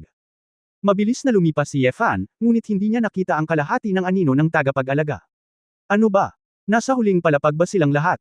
Nakaramdam ng kaunting lamig si Ye Fan sa kanyang likuran, at nagsimulang mag-isip kung nalinlang ba siya ni Sisley at ng iba pa. Hindi kaya walang primordial spirit ng sinaunang founding elders dito, at siya ay nakalak lang sa loob at inilibing ng buhay. Ano pa ang sinabi niya tungkol sa pag-iipon ng siyam na espiritual na imprint? Kung hindi man lang siya nakakita ng multo, anong uri ng espiritual na imprint ang mayroon siya? Ito ay isang malawak at tahimik na lugar. Habang iniisip ito ni Ye Fan, mas lalong namamanhid ang kanyang anit. Ano ang pakiramdam nito, mas nakakatakot kaysa makulong sa piitan noong bata pa siya. Ngunit anuman ang mangyari, makakapagpatuloy lang si Ye Fan. Sa wakas, pagkatapos dumaan sa isa pang sinag ng liwanag, dumating si Ye Fan sa ikasyam na palapag. Akala ko noong una, ito ang magiging tanawin ng isang anyong lupa, ngunit hindi ko inaasahan na sa pagkakataong ito ay magiging isang patag na itim na lupa. Ang lupa ay sementado lahat ng mga materyales na ginamit sa pagtatayo ng Town Immortal Pagoda. Ang mga piraso ng malalaking bato ay itinayo sa lupa. Sumimangot si Ye Fan, maingat na tinawag ang libu-libong lumilipad na espada sa tabi niya, at maingat na naghanap. Maya-maya, may napansin siyang kakaiba sa harap niya, at lumipad kaagad. Hindi nagtagal, nakita ni Yefan na sa ilalim ng kalangitan, mayroong 9 na tapyas ng bato na may iba't ibang kulay, na napakalaki at kapansin-pansin. Ang 9 na steles na ito ay inukita ng ilang sinaunang karakter, na bumubuo ng isang bilog. Ang 8 stele ay nakaharap sa lahat ng direksyon, at isang stele ang nakatayo sa gitna. Tiningnan ni Yefan ang mga kulay ng mga stele na ito, at tumingin sa kanilang mga kaukulang oryentasyon, at hindi maiwasang mag-isip ng isang bagay. Mayroong 9 na field sa kalangitan, ang gitnang Juntian, ang Eastern Kangtian, ang Northeast Changing Sky, ang North Zuantian, ang Northwest Yutian, ang Western Hautian Heaven, Zutian sa Timog Kanluran, Yantian sa Timog, Yangtian sa Timog Silangan. Hindi na mamali na hinawakan ni Yefan ang kanyang baba, hindi ba ang mga batong ito at mga kulay ay tumutugma sa maalamat na Jiushangtian? Sa sobrang laki ng sulat kamay, kailangan itong ayusin ng ganito. Maaaring ito ay isang kamanghamanghang porma sayon. Nagplano si Yefan na lumapit, at pagkatapos ng malapitan, lumipad siya pababa sa harap ng 9 na monumento na bato. Matapos tumayo at tumingala, napagtanto ko na ang monumento ay kasing laki ng 30 o 40 palapag na gusali. Nangangailangan talaga ng kakayahang ilipat ang mga bundok at bawiin ang dagat upang maitayo ang bagay na ito. Ngunit muli, para sa 9 na matandang halimaw na maaaring lumikha ng gayong higanteng tore sa ilalim ng lupa, walang problema na magtayo ng 9 na malalaking bato. Maraming salita ang nakasulat sa 9 na tapyas ng bato na ito. Si Yefan ay titingnan at tingnan kung ano ang na-record, ngunit bigla siyang natigilan. May tao. Bagamat mayroong napakahinang pagbabago-bago ng enerhiya, malinaw na naramdaman ni Yefan na may tao sa malapit. Biglang kumislap si Yefan at pumunta sa gitna ng 9 na batong monumento, nalaman lamang na ito ay ang malaking batong monumento sa gitna na naglabas ng bakas ng enerhiya. Sa paghusga mula sa karanasan ni Yefan, ito ay tila ang primordial spirit. O bakas ng pagbabago-bago sa kaluluwa. Nang si Yefan ay nagtataka kung ano ang nangyayari, isang boses ang nagmula sa gintong batong tableta sa gitna at direktang pumasok sa isip ni Yefan. Sa wakas, may dumating pang iba. Ang kalungkutan na ito kalungkutan, na parang ang tinig mula sa sinaunang panahon, ay tila napakahina at matamlay, tulad ng isang matandang lalaki na naubusan ng langis at natuyo. Kabanata 1497. 1497. Sa kabutihang palad, si Yefan ay nakaranas ng voice transmission ng divine sense ng higit sa 1 beses, ngunit hindi siya masyadong natakot, kaya hindi niya maiwasang sumagot, "Sino ka?" Muling ipinadala ang boses sa stone tablet na ito, "Ako ang pinuno ng 9 na emperador, si Juntian." Emperador. Jiushan Emperor. Juntian Emperor. Bamulong si Yefan, hindi niya narinig. Nangangahulugan ba na siya ang maalamat na emperador ng isa sa 9 na langit? Maaaring ang iyong 9 Heavens Monarchs ay ang 9 na elder na lumikha ng Escape Alliance. Hulaan ni Yefan. Sumagot si Emperor Juntian, "Ito ay, anak, mayroon kang dugo ng pamilyang Shenlong." Ngunit ang mga inapo ng pamilyang Shenlong. Nalito si Yefan, at nang marinig niya ang tanong, wala siyang pagpipilian kundi ang tumango, "Oo." Si Emperor Juntian ay tila nalulula sa emosyon, at nagpakawala ng mahabang, pagbuntong hininga, "Pwede bang? Ito talaga ang ating 9 Heavens Emperor, na napakalaki ng utang na loob mo sa Shenlong clan. May ganito bang masamang kapalaran ngayon?" Si Yefan ay hindi maipaliwanag ng ilang sandali, "Yun. Juntian Emperor, tama. Medyo nalilito ako, di ba? Hindi mo ba sinasabing pumasok ka dito, kailangan mong subukan at makuha ang iyong espiritual na imprint bago mo maalis ang mga kaugalian at lumabas sa tore? Ano ang sitwasyon ngayon? Bakit ka mag-isa?" Hehe, mapait na ngumiti si Juntian Dijan, "Pagsubok, hindi na mauulit." Natigilan si Yefan, "Ano? Ano ang ibig sabihin nito? Hinihintay namin si Gio Tian Dijan, ngayon isang tao na lang ang natitira, at ang primordial spirit ay umabot na sa estado ng pagkahapo. Paano kita mabibigyan ng pagsubok? Kung papasok ka sa gabi para sa 100 taon. Natatakot ako na hindi mo na makikita ang huling labi ng malungkot na kaluluwa." Mapait na sabi ni Juntian Di. Natigilan sandali si Yefan, nakaramdam ng matinding sakit ng ulo, hinawakan ang kanyang noo, kumunot ang noo at sinabing, "Hindi tama iyon. Narinig ko mula sa mga tao mula sa Escape Alliance na matitiyak ng iyong immortal pagoda na ang iyong primordial spirit ay hindi hihina. Bakit bigla kang nag-iisa, at ang mga labi ng kaluluwa?"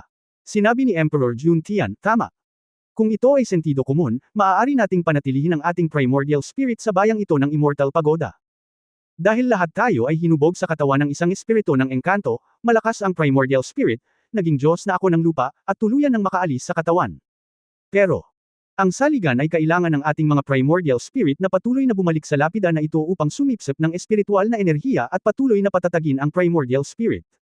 Maaari lamang itong maging aktibo sa isang tiyak na tagal ng panahon, kung ang mga taga-subok ay maaaring tumagal hanggang sa hindi namin mahawakan, natural na sila ay papasa." Biglang napagtanto ni Yefan na ang 9 na emperador na ito ay pawang mga fairy spirit, sa spirit sculpting realm, at sila ay plastic na.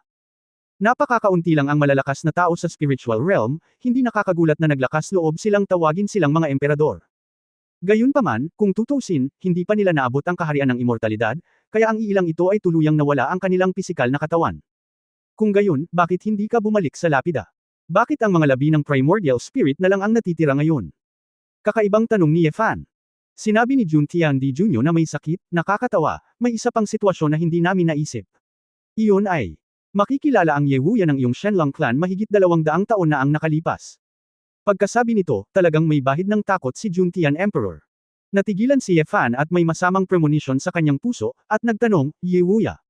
Ano ang problema niya? Kilala mo ba talaga si Ye Wuya? Sabi ni Jun Tian. Naramdaman ni Ye Fan na hindi na kailangang itago ito.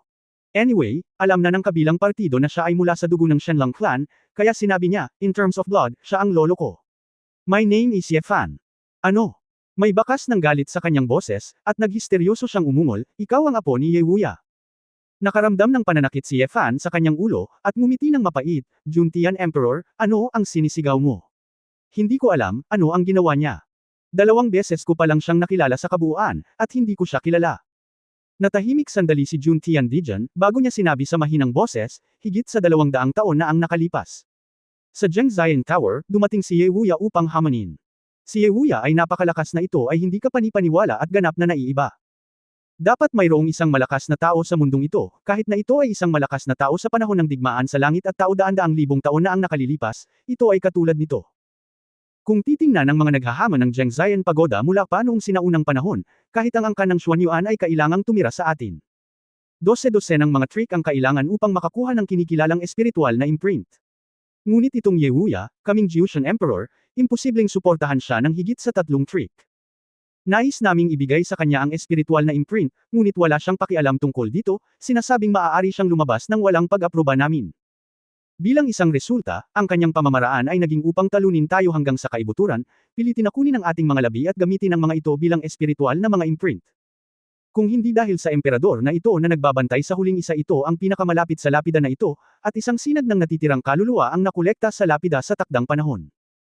Natatakot ako na, tulad ng iba pang 8 emperador, huli na para bumalik sa kaluluwa, at ang kaluluwa ay ganap na nakakalat. Nang marinig ito, si Ye Fan ay wala ng ekspresyon sa kanyang mukha, ang buong tao ay nagyelo, at kailangan niyang muli. Nabigla sa lakas ni Ye Wuya. Anong klaseng kaharian itong matandang halimaw na ito? Kung titingnan ito ngayon, natatakot ako na sa sinaunang immortal na mundo ng mga espiritu, kahit na mayroong isang malakas na tao sa immortal na kaharian, hindi sapat para kay Ye Wuya na magsaksak ng kanyang mga ngipin. Totoo kaya gaya ng sinabi ni Xiao Ru, matagal na siyang umalis sa kaharian ng Tai Chi at nasa mas mataas na kaharian ng Wu Tai. Ngunit sa pagbabalik tanaw, gustong sampin muli ni Ye Fan, Ye Wuya. Matanda, ninuno mo ako.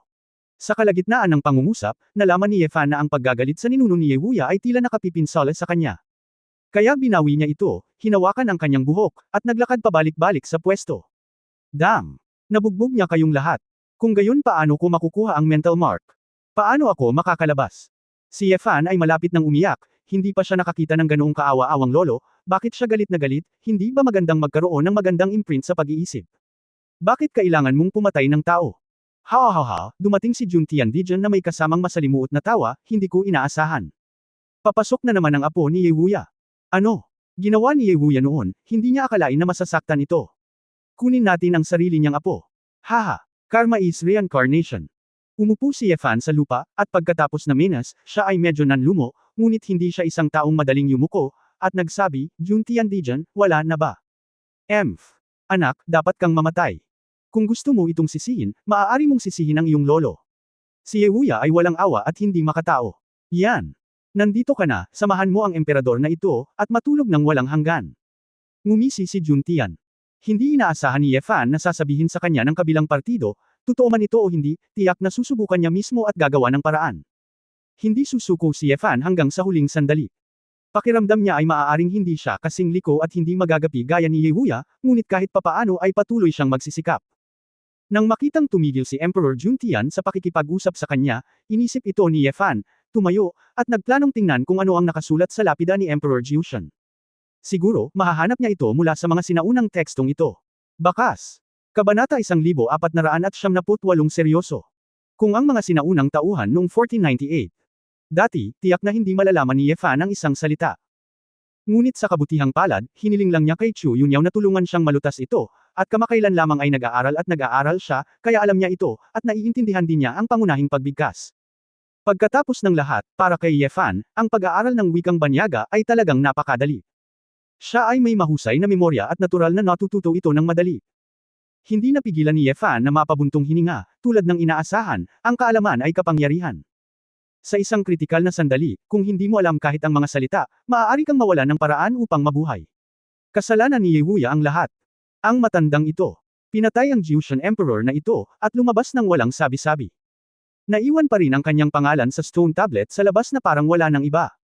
Kahit na sinasabi na kung siya ay Yehuya, kung gagawin niya ang isang bagay, karamihan sa kanila ay hindi sasabihin ito. Umiling si Ye Fan, hindi na iniisip ang tungkol sa walang silbi, at seryosong tumingin sa stone tablet. Mula sa isang Zuanchen nagsimula ang lapida ng emperador, nagbasa si Ye Fan ng ilang linya at nalaman na naitala nito ang buhay ng ilang Zuanchen emperors. Zuanchen, ipinanganak noong 275,400 taon ng kalendaryong Xianling. Nagtataka si Ye Fan. Bamulong siya, saang panahon ito galing? Xianlingli. Ito kaya ang pinagmula ng pangalan ng sinaunang daigdig ng engkanto. Habang nagmumuni-muni si Ye Fan, narinig niyang muli ang boses ni Jun Tian, at sinabi niya ng may pag-aalinlangan, anak. Ano ang pinagsasabi mo? Paano mo maiintindihan ang teksto sa lapida na ito? Ang tekstong ito ay dapat na hindi nagamit 10,000 taon na ang nakalilipas. Nang pumasok ang Xuanyuan clan, hindi nila ito alam. Ilang taong gulang ka pa lang, at mas imposibleng makilala ang teksto sa itaas. Hindi kaya matagal ka nang nasa sinaunang mundo ng engkanto. Ngunit hindi tama. Upang matutunan ang wikang ito, dapat kang makipag-usap sa mga tao. Kung ikaw ay nasa sinaunang mundo, ang komunikasyon sa iba sa Immortal Spirit World ay matagal nang nangyari. Natawa si Ye Fan, hindi ko masabi ang pula ka sa ilalim ng balon, pero sinabi ko na isa kang matandang multo sa tore, di ba? Bakit hindi ko ito nakikilala? Binasa ko ito sa bawat pangungusap. Makinig ka. Sa sinabi nito, sinimulan ni Ye Fan na basahin ng malakas ang mga tala ng buhay sa lapida ayon sa pagbigkas ng sinaunang script na ito. Bagamat ang ilang bahagi ay medyo awkward at hindi sanay sa pagbigkas, pare-pareho ang pagbabasa ni Ye Fan.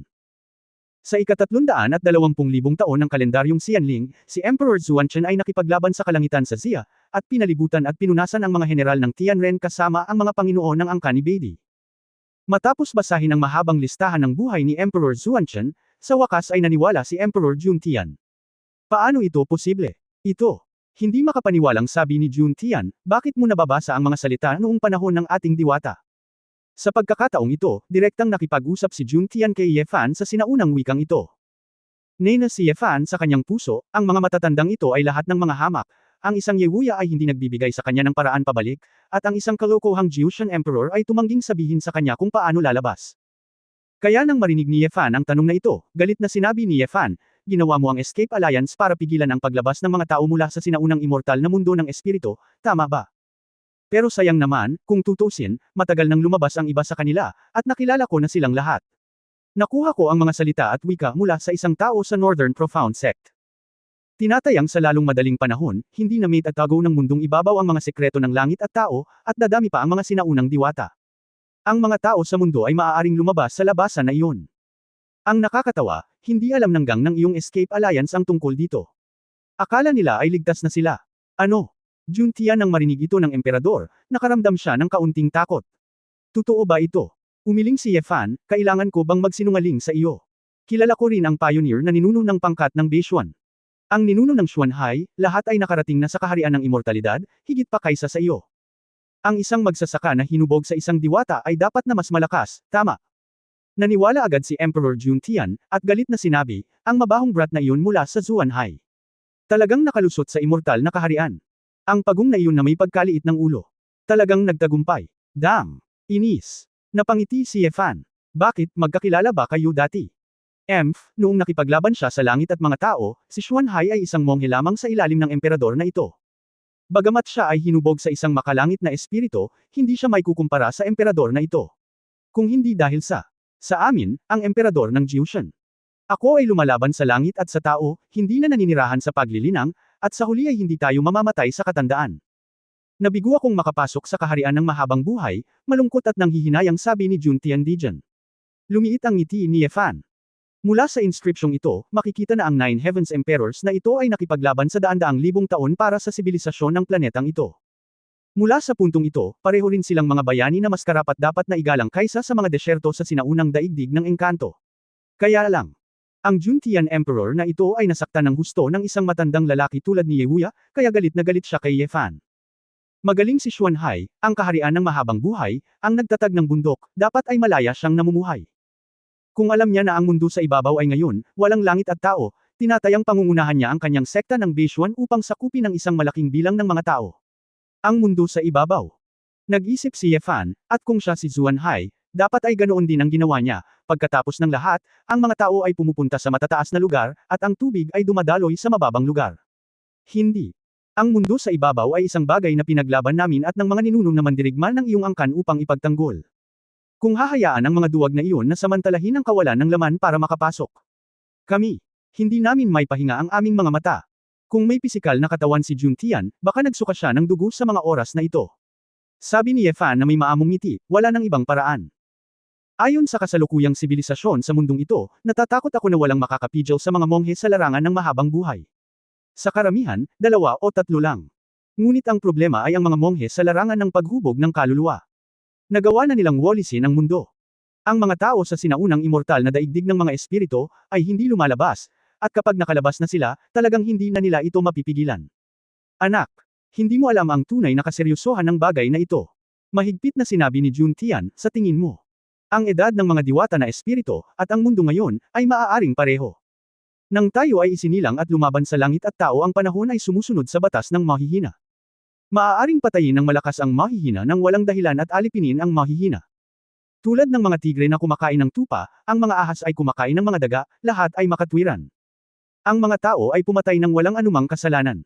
Sa panahong ito, ang iyong angkan, lalo na ang 4 na pangunahing angkan, ay ang mga Panginoon sa mundong ito. At kaming mga maluwag na magsasaka, na malalakas, ay walang pakialam sa mga mahihinang nilalang na iyon. Kapag nakatagpo ng mga magsasaka na bahagyang mas mahina kaysa sa kanilang sarili, ang pagpatay sa lupa at pagnanakaw ng mga magic pill ay karaniwan na. Kung hindi dahil sa pagsalakay ng langit at ng tao, ang angkan at tayong lahat ay mauunawaan na dapat tayong magtulungan, suportahan ang isa't isa, at matutong magtulungan upang ipagtanggol ang planetang ito. Magiging napakabagsik ng mundo. Pero, ang pinakamasama ay ang grupo ng mga monghe sa sinaunang mundo ng engkanto, hindi nila naranasan ang lahat ng ating naranasan. Maaga silang tumakas sa lupa at nag-away doon. Minsan kung nalaman nila na walang mga langit at mga tao sa lupa, at ang ibabaw ng mundo ngayon, ang espiritual na enerhiya ay mahirap makuha, at ang sangkatauhan ay hamina. Tiyak na ituturing nila ang mga tao sa mundo bilang mga langgam sa lupa, tinatapakan at pinapatay. Inaalipin ang lahat ng mahihina. Kabanata 1499, Maunlad na Kabihasnan. 1479 na oo. Hindi napigilan ni Fan ang pagsimangot, at naging mabigat ang kanyang puso. Bagamat naisip na niya ang epekto ng sinaunang mundo ng engkanto sa mundong ibabaw na ito, hindi niya inaasahan na ganoon pala kalalim ito. Higit sa lahat, hindi niya masyadong alam kung anong uri ng sibilisasyon ang pinananatili ng sinaunang mundo ng engkanto. Kung ito ay tulad ng sinabi ni Juntian, ito ay talagang isang nakakatakot na bagay. Para bang ang isang taong nabubuhay sa kontemporaryong mundo ay bumalik sa lipunan ng mga alipin, at ang isang karaniwang tao ay biglang naging alipin. Anong klaseng karanasan ito? Walang duda na ito ay mas nakakalito kaysa sa Doomsday Throne. Damn! Kung gayon hindi ba dapat ako pa ang lalabas? Inisip lamang ni Yefan ang mga panganib na maaaring harapin ng kanyang asawa, mga anak na babae, at mga kaitiwala, at ang kanyang determinasyon na lumabas ay naging mas malinaw. Ibinuka ni Juntian Dijan ang kanyang bibig at sinabi sa oras na ito, anak. Bagamat ang emperador na ito ay hindi gustong palabasin ka. Ngunit kung ihahambing ito sa pagpapanalo sa mga lumang pawikan ng sinaunang daigdig ng engkanto hanggang sa wakas, lalo tayong ayaw. Kung hahayaan kang lumabas, umaasa ang emperador na ito na magagawa mo ang isang bagay. Upang ang hinaharap na mga kaguluhan ng sinaunang immortal na daigdig ng mga espiritu ay tuluyan ng maalis. Oo. Natigilan si Fan, at tuwang-tuwa ang kanyang puso, mayroon ka talagang paraan para palabasin ako. Nang makalabas, anong mga partikular na bagay ang dapat gawin upang mapuksa ang mga nakatagong panganib ng sinaunang immortal na daigdig ng mga espiritu, inilagay ito ni Yefan sa tabi ng pagsasaalang-alang, lumabas muna at pagkatapos ay pag-usapan ito. May paraan. Pero depende sa iyo kung magagawa mo o hindi. Bumantong hininga si Juntian at sinabing, anak. Bendy, wala nang gaanong oras para sa nalalabing kaluluwa. Bago ko sabihin sa iyo ang pamamaraan, tungkol sa kasaysayan ng panahon ng diwata, kailangan ko munang ipaliwanag ito sa iyo. Gawin. Huwag mong isipin na ang emperador na ito ay masyadong madaldal, makakatulong ito sa iyo sa sitwasyon na maaari mong harapin sa hinaharap. Pakisabi, hindi gaanong nagsalita si Yefan sa sandaling ito, umupo siyang nakakros at nakinig ng mabuti. Kasunod ng mabagal na pananalita ni Jun Tiandijan, alam ni Yefan na ang tinatawag na Fairy Spirit Era ay daan-daang libong taon na ang nakalilipas, noong ang planeta ay puno pa ng espiritual na enerhiya, at ang prehistoric at desolated na mga bato ay makikita sa lahat ng dako. Siguro. Ito ay dahil ang kapaligiran ng paglilinang sa panahong iyon ay mabuti, at bago mo ito nalaman, ang mga nilalang sa planetang ito ay nagbukas ng kanilang espiritual na karunungan, at ang mga tao ay unti-unting lumitaw. Ang clan ay lumitaw na sa oras na iyon, at ang clan mismo ay hindi masyadong malinaw kung bakit ang partikular na clan ay may espesyal na bloodline. Sapagkat bago iyon, wala pa talagang pagsulat, at maging ang wika ay hindi pa sistematikong nabubuo, kaya natural na hindi maitala ang pinakamaagang yugto ng pag-unlad. Gayunpaman, marami talagang bihira at kakaibang hayop noong panahong iyon, na lalong nagpapaniwala sa angka na ang kanilang mga ninuno ay nagmula rin sa mga makapangyarihang divine beast na iyon. Ito, tila iisipin ng mga kontemporaryong tao na ang lahat ay nag-evolve mula sa mga sinaunang unggoy, at ang angkan iyon ang iniisip ko. Dagdag pa, ang dugo ng angkan ay magpapabalik sa ilang mga hayop sa kanilang mga ninuno, at ang kababalaghan ng ebolusyon ng mga espiritong hayop ay lilito, kaya ang angkan ay magiging mas misteryoso at marangal. Ang mga angkan na may mga talento sa kadugo ay naging makapangyarihang mga tribo sa planetang ito sa mga unang araw. Siyempre, napakalaki ng mundong ito, at unti-unting mayroong maraming mga declan cultivator na nagsimulang maglinang ng may masaganang espiritual na enerhiya upang maging maalamat na mga immortal. Ang siyam. Noong panahong iyon, ang angkan at ang mga maluwag na magsasaka ay nag-aaway at hindi naglilinang. Kahit na ang angkan ay palaging nangunguna, ang mga maluwag na magsasaka ay mayroon ding malalakas na lalaki, at hindi sila nagkaroon ng napakaraming kalamangan. Sa gayon, panahon, ito ay panahon ng kaguluhan at malalakas na tao tulad ng mga ulap. Ang sibilisasyon sa paglilinang sa planeta, ang mabagsik na paglaki, ang madugong pagpatay, ay hindi titigil. Pero, sa isang tiyak na araw, dumating ang isang hindi inanyayahang panauhin mula sa malayong universo. Hinding-hindi ko makakalimutan ang araw na iyon. Sa kalangitan, ang hindi mabilang na pilak kulay abo na higanteng mga bagay ay tila winasak ang kawalan. Biglang dumating ang mga ito sa mundong ito. Ang lumilipad na bangka ng langit at ng tao na tumakip sa langit, nagdrag ng mahabang apoy, at dumaong sa dagat, sa lupa, 10,000 libo. Noong lumabas sila sa lumilipad na bangka, natuklasan namin na iba ang hitsura nila sa amin. Upang maging tumpak, sila ay pulos isang uri ng espiritual na katawan, at wala silang pisikal na katawan. Ito rin ang dahilan kung bakit sila ipinanganak na may talento upang mapakilos ang espiritual na enerhiya sa pagitan ng langit at lupa. Magagawa nilang gamulong ang kalangitan, umuungal ang apoy sa lupa, bagyo ng yelo, at lahat ng bagay. Kami, hindi pa nakakita ng buhay na kayang sirain ang mundo ng ganoon kadali.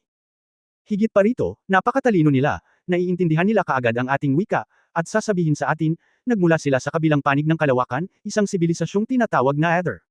Sila dumating sa planetang ito dahil may mga mapagkukunan na kailangan nila, Hong Wangshi, para sa ating mga katutubo, bukod sa kamatayan, may dalawang resulta ng pagiging alipin.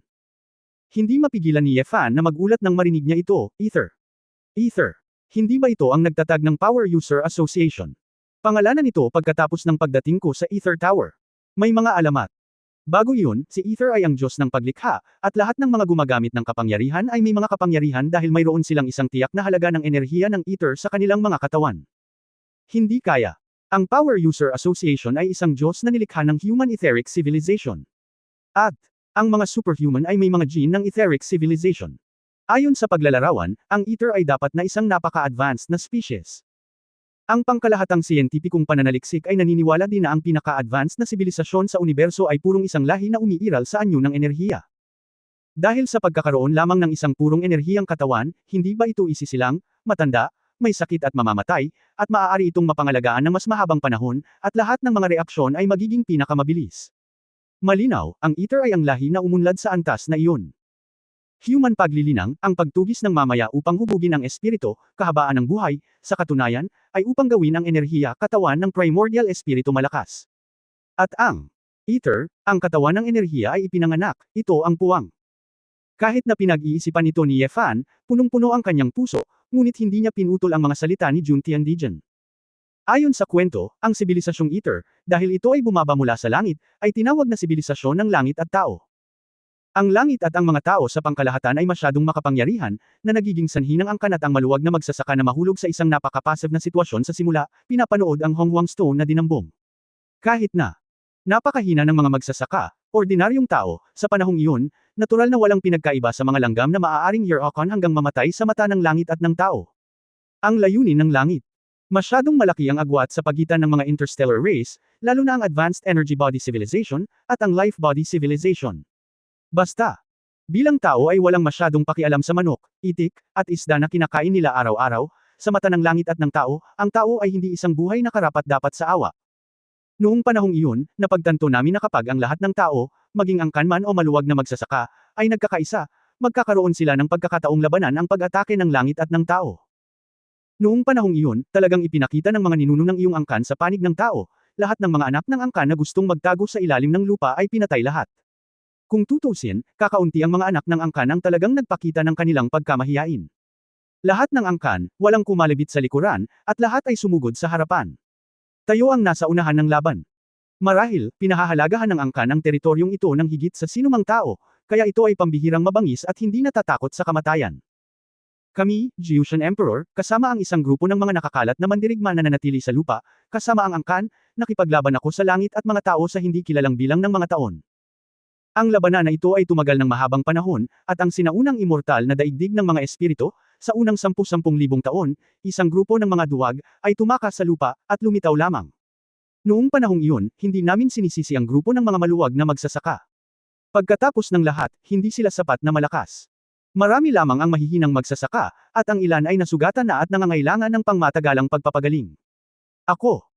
Sa paghihintay sa Nine Heavens Emperor, sa oras na iyon, sinadya niyang gumugol ng maraming enerhiya at maraming prehistoric na bato para lumikha sila ng isang kurtina sa kalangitan, upang ang mga maluwag na magsasaka at mga ordinaryong tao na nakatakas sa lupa ay makabangon sa maliwanag na ilalim ng lupa. Sa orihinal, ang sinaunang immortal na daigdig ng mga espiritu ay pansamantalang kanlungan lamang, ngunit pagkatapos ay naging napakalakas ng mga Diyos at tao, na naging sanhi ng parami ng paraming monghe na magtago sa ilalim ng lupa. Parang na si Xuanhai, ang takas na natakot at nakatakas papasok. Sa lakas niya, dapat magkatabi kaming lumaban. At walang maraming prehistoric na bato sa lupa, kaya hindi sila hahabulin ng mga makalangit na nilalang pababa sa lupa, at hayaan silang manatili sa loob at hindi na muling lalabas. Natigilan si Fan, so. Ang Sky Curtain ay ikaw ang gumawa. Sinabi rin ng lalaki mula sa Beishuan faction na ginawa ito ng kanilang mga ninuno. Kalokohan. Kung hindi dahil sa amin at sa iba pang malalaking maluwag na magsasaka na nagtutulungan, paano magagawa ni Xuanhai at ng iba pa mula sa daan-daang libong taon na ang nakararaan? Si Jun Tian Di Jun ay medyo mapanghamak at mapanglait sa authentic. Kabanata 1500-500. 1500.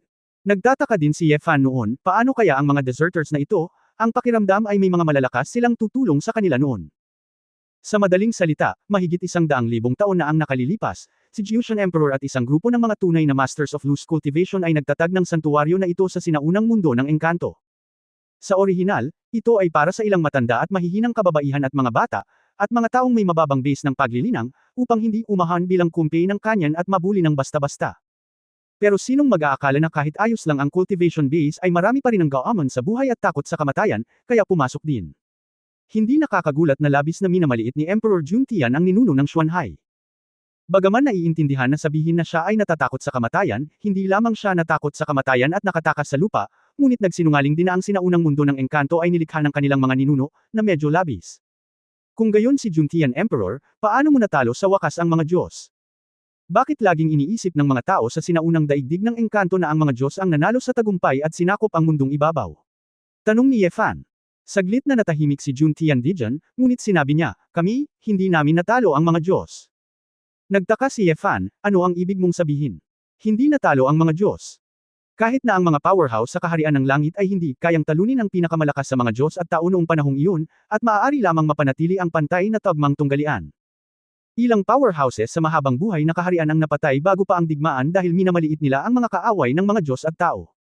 Hanggang sa kalaunan, napagtanto namin na ang langit at tao ay makapangyarihang magkaaway, at pagkatapos ay unti-unting pinatatag ang aming posisyon. Ang tanging bentahe ng human race ay maaari itong dumami ng mas mabilis kaysa sa langit at tao, at ang bilis ng pagpaparami ng langit at tao ay napakabagal. Nagbibigay ito sa atin ng pagkakataon, maaari tayong magpatuloy sa pagsasanay ng mga bagong monghe at mabilis silang mailagay sa labanan. Sa panahong iyon, upang mapahusay ang aming lakas sa pakikipaglaban sa lalong madaling panahon, gumawa din kami ng ilang pagbabago sa paraan ng paglilinang. At ito ay 10,000 taon na ang nakalilipas. Ang mga prehistoric na bato ay natupok din ng husto. Maliban sa mga ugat ng dragon, karamihan sa mga sinaunang bato sa ibabaw ay naubos na. Ginagawa rin ito ang ilang kabataan na kailangang baguhin ang landas ng paglilinang ng pagbuo ng mga tabletas at pagbuo ng mga espiritu, at direktang baguhin ang landas ng paglilinang ng kaliwanagan upang mapakilos ang kapangyarihan ng langit at lupa. Palagi naming iginiit na sa daan-daang libong taon ng pakikipaglaban sa langit at tao, ang apat na pangunahing angkan ay lumitaw din sa isang malaking bilang ng mga kamangha-manghang talento. Tulad ng iyong Shenlong clan, nagkaroon ng maraming malalakas na tao, at ang mga Shenlong masters na nagising sa kaharian ng mga Fire Dragon, ang hininga ni Long Yan ay maaaring magkaroon ng matinding kabagsikan sa langit at mga tao. At ang mga masters tulad ng Xuanming clan ay natuto mula sa mapa ng ilog at luosyo na iniwan ng dakilang Diyos na si Foxy, at napagtanto ang 28 bituin ng langit at ang makalangit na hanay ng gang, na lumalaban sa mga pag-atake ng makalangit at mga kapangyarihan ng tao. Pinuprotektahan ng lupain ng Jiusho. Kasabay nito, natutunan din natin ang Tianyan arithmetic, upang mahulaan natin ang mga pagkakataon ng kalaban at maiwasan ang maraming malalaking casualty. Ang Phoenix at White Tiger clans ay puno rin ng mga eksperto. Nang marinig ito, kumislap ang ulo ni Ye Fan, maaaring. Ang dalawang walang salita na celestial na aklat ng Xuanming clan ay ang maalamat na Heto at Luoshu. Pagkatapos ng lahat, walang sino man ang aktwal na nakakita sa dalawang kayamanang ito ng dakilang Diyos na si Foxy. Ayon sa alamat, nakita ni Foxy ang mapa ng ilog mula sa dragon at kabayo, at ang aklat ni Luo sa likod ng pagong. Ngunit ang alamat ay isang alamat. Isang matalinong bagay, sa halip na makita ito mula sa espiritong hayop, ito ay mas katulad ng sariling pangunawa ni Foxy. Bukod dito, ang paraan ng pagbuo ni Joe, ang kakayahan ni Su na manghula. Hindi ba ito tumutugma sa mahusay na pagkakabuo ng 28 konstelasyon sa kalangitan, arithmetic with Tianyan? Kaya lang, masyadong iba ang cultivation ni Su Qingzhou, kaya hindi niya talaga maintindihan ang yaman na iniwan ng mga ninuno ng Xuanming clan. Kailangan kong sabihin, kung walang apat na pangunahing angkan manguna, ang ating mga maluwag na magsasaka ay hindi maaaring tumagal hanggang sa wakas. Ngunit mayroon pa ring maraming mga Diyos at tao, at wala pang kalahati sa kanila ang napinsala sa digmaan sa loob ng mahigit 100,000 taon.